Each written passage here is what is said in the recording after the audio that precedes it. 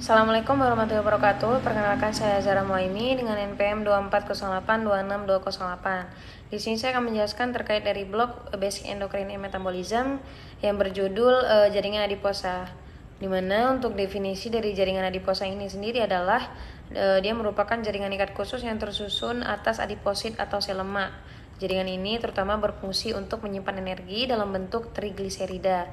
Selain sebagai tempat penyimpanan energi, jaringan adiposa ini juga berperan dalam regulasi metabolik dan endokrin karena dapat menghasilkan berbagai hormon dan adipokin yang memengaruhi metabolisme tubuh.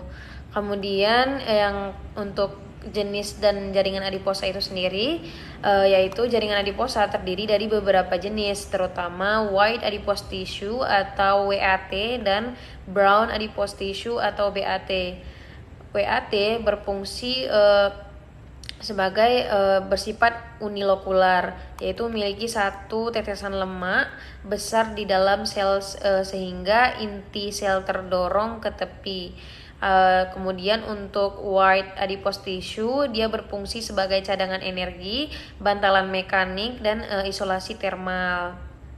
Sementara itu, brown adipose tissue ini bersifat multilokular. Dia memiliki banyak tetesan lemak kecil dan banyak mitokondria. Brown adipose tissue berperan dalam termogenesis, yaitu menghasilkan panas atau membantu mempertahankan suhu tubuh. Kemudian untuk lokasinya sendiri, di mana white adipose tissue ini banyak ditemukan di bawah kulit atau subkutan, di sekitar organ dalam atau visceral, serta pada omentum dan mesenterium. Penyimpanan white adipose tissue ini pada lokasi tersebut berperan sebagai cadangan energi sekaligus memberikan perlindungan terhadap organ. Sementara itu, brown adipose tissue ini terutama ditemukan pada bayi, terutama di daerah leher, supraclavicular, mediastinum, sekitar ginjal dan pembuluh darah besar. Pada orang dewasa, brown adipose tissue ini juga masih dapat ditemukan dalam jumlah tertentu dan berperan dalam termogenesis juga. Kemudian untuk struktur histologisnya, di mana secara histologis adiposit ini merupakan sel yang besar dengan sitoplasma tipis. Pada white adipose tissue terdapat satu tetesan lemak besar sehingga inti sel terdorong ke bagian tepi. Sedangkan pada brown adipose tissue terdapat banyak tetesan lemak kecil dan inti cenderung berada di lebih sentral. Kemudian jaringan adiposa juga memiliki stroma berupa jaringan ikat longgar yang mengandung pembuluh darah, saraf, dan sel imun.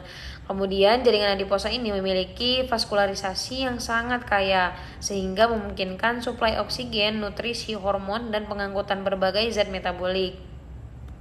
Kemudian untuk fungsi utama dari jaringan adiposa ini sendiri yaitu fungsi utama jaringan adiposa adalah menyimpan energi dalam bentuk trigliserida yang dapat digunakan ketika tubuh membutuhkan energi. Kemudian jaringan adiposa juga berfungsi sebagai bantalan dan pelindung organ dari tekanan atau benturan serta sebagai isolasi termal yang mengurangi kehilangan panas pada tubuh. Kemudian selain itu juga jaringan adiposa ini memiliki fungsi endokrin yang menghasilkan adipokin serta seperti leptin, adiponektin, dan resistin yang berperan dalam mengatur nafsu makan, sensitivitas insulin, metabolisme lipid, dan inflamasi. Kemudian brown adipose tissue secara khusus berperan dalam termogenesis atau produksi panas itu sendiri. Kemudian yang terakhir itu ada regulasi dan perubahan klinis, di mana aktivitas jaringan adiposa ini dipengaruhi oleh berbagai hormon dan faktor nutrisi seperti insulin, terutama untuk mendorong penyimpanan energi.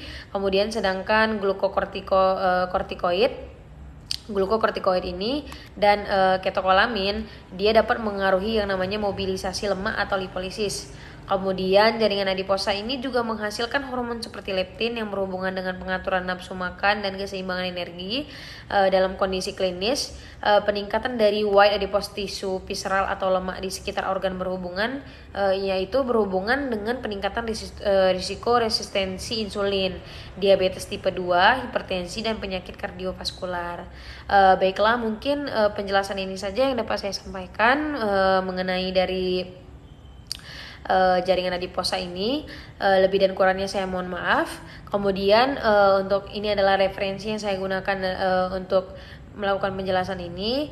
Lebih dan kurangnya saya mohon maaf. Saya tutup dengan doa kafaratul majelis. Subhanakallahumma wa bihamdika asyhadu an la ilaha illa anta astaghfiruka wa atubu ilaik. Terima kasih.